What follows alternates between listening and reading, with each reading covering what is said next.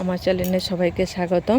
এই যে বাগান থেকে এই যে একটা কপি তুলবো, এই দেখো এই কপিটা যে বড় হয়েছে, এই কপিটা তুলবো, তুলে চলুন দেখাচ্ছি। যে কপিটা তুলে নিয়েছি, যে কপিটা দিয়ে আর এই চিংড়ি মাছ আর এই 2 পিস কাতলা মাছ ভিজেছিল, এই দিয়ে বড়ি দিয়ে ঝাল রান্না করবো। তাহলে কপিটা কেটে নিই আর এইদিকে মাছটা ভাজতে বসিয়ে দেবো। কড়াইটা গরম হয়ে গেছে, এবারে মাছগুলো দিয়ে ভেজে নেব।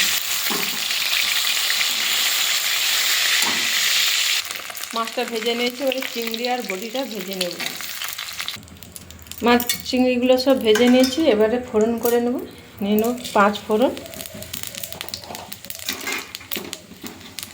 পেঁয়াজটা ভাজা ভাজা করে নেব।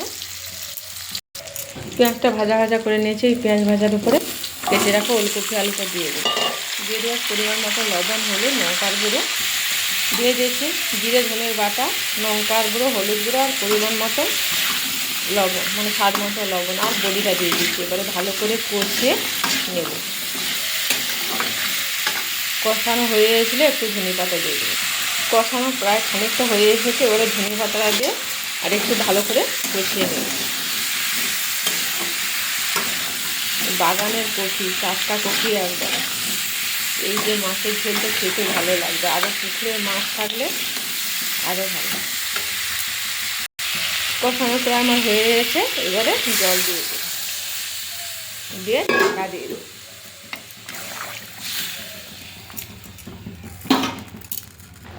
ঝোলটা ফুটে গেছে, এবারে মাছ চিংড়িটা দিয়ে দেবো, দিয়ে এবারে ফুটিয়ে নেওয়া যাবে।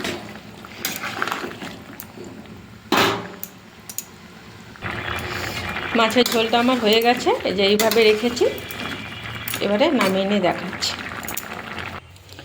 তো বাগানের কপি, আলু, বড়ি, চিংড়ি মাছ দিয়ে ঝালটা হয়ে গেছে। তাহলে পরের ভিডিওতে দেখা হচ্ছে। টাটা।